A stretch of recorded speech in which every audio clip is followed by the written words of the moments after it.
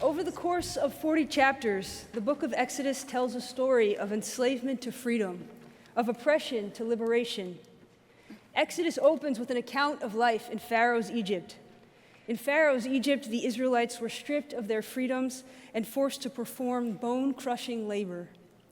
And yet, from under the shadow of death, the Israelites saw a different life for themselves and their children.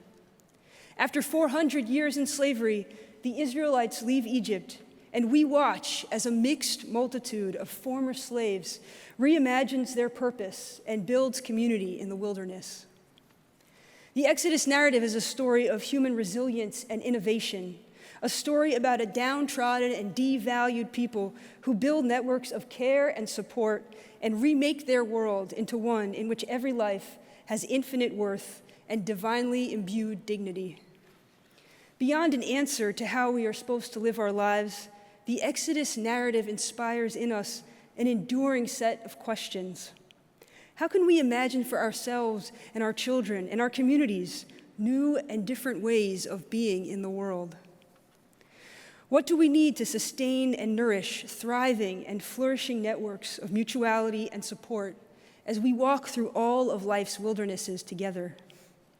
How do we heal and recover from pain and loss individually and collectively? Looking at our own city, these are the questions underlying the justice, service, and advocacy initiatives of Central in Action. And after speaking with so many of you over the course of the last few months, we see that as a diverse and vibrant Jewish community, we share a desire to support the health and safety of all New Yorkers and to fight for a New York in which all New Yorkers have the resources and tools they need to thrive and flourish. Tonight we have the opportunity to hear from just a few of the Central members and our partners who are asking what New York communities need to thrive.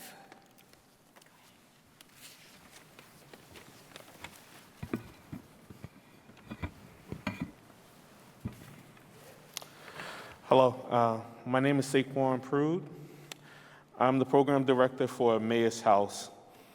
We're a Harlem-based community organization dedicated to empowering individuals and breaking cycles of poverty and incarceration. Like the Israelites who came out of Egypt, people who are returning from home today have experienced tremendous pain and trauma. In their lives, they have faced the obstacles put in their way as they have tried to rebuild their world. Working with faith communities across New York, like Central Synagogue, we build community and networks of support for people coming home.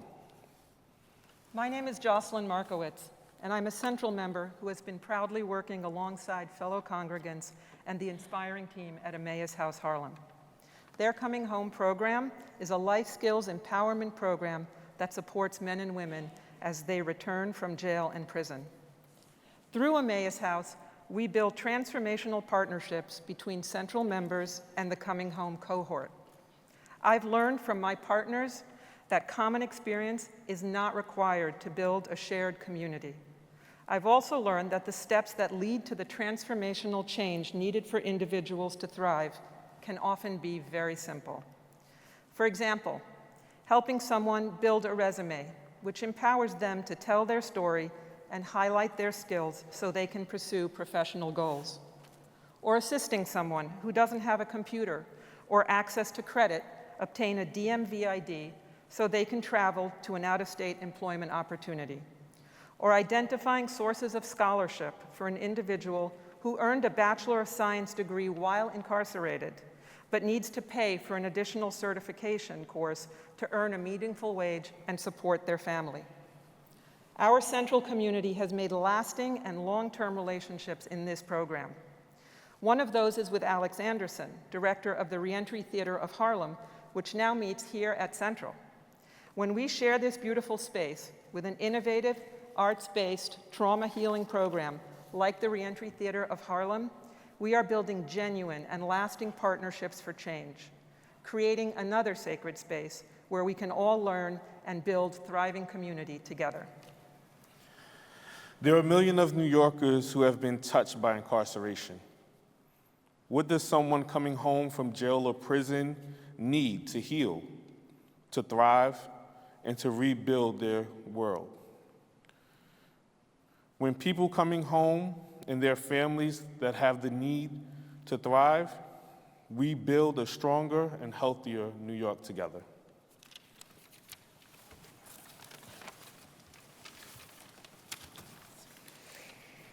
My name is Jane Gins. When I was 10, Highest helped my family find refuge in the United States as we fled from the former Soviet Union. Tonight is Refugee Shabbat, a project launched by Highest dedicated to refugees and asylum seekers across the world. I am now working with Highest and many of my fellow Central members, like Yvonne, to welcome a family to New York. I know what it feels like to be a newcomer in this country, and I feel privileged to pay forward the welcome that I received. At Highest, we say, we used to help refugees because they were Jewish, and now we help refugees because we're Jewish. It is our honor as Central Community to partner with Highest in this work. Hola, soy Yvonne Winchell. Es un honor bienvenir a nuestros nuevos amigos a Central esta noche y caminar con ellos mientras establecen sus vidas en la ciudad de Nueva York. Nos han inspirado con su resistencia y amabilidad. Ya han estado navegando la ciudad con curiosidad, construyendo redes de apoyo y cultivando amistades con corazones abiertos. Hi, I'm Yvonne Winchell. It is our honor to welcome our new friends to Central tonight and to walk with them as they transition into their lives in New York City. We have been inspired by their resilience and their grace. They've already been navigating the city with curiosity, building networks of support, and cultivating friendships with open hearts. How do we, as a city of the displaced and tempest-tossed, honor their courage of families to build thriving families, communities within our borders?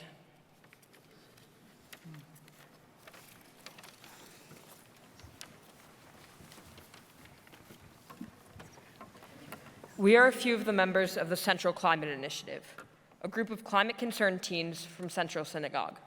Our goal is to educate people about the importance of climate change and to improve the sustainability of our synagogue, city, and statewide community.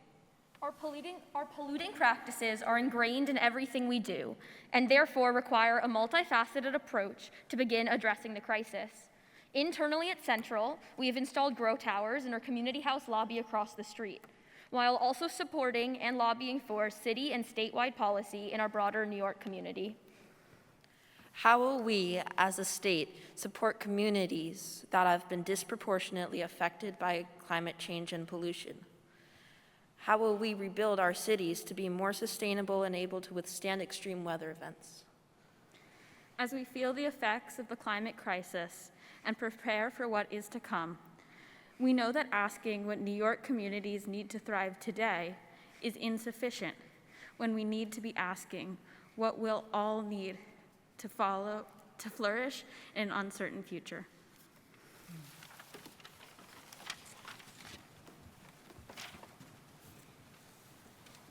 Well, I am inspired by the work of our community every day, but most especially right now. This service and these amazing people that are on our Bima represent actually many, many, many more from Central who do this work.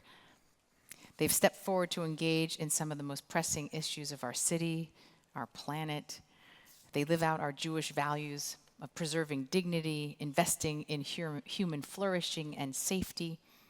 And I really want to make a special thanks to Rabbi Hilly Haber, who leads the Central in Action team, whose initiatives you just heard about, and there are many more. Please reach out to her or others that you see here if you want to get more involved.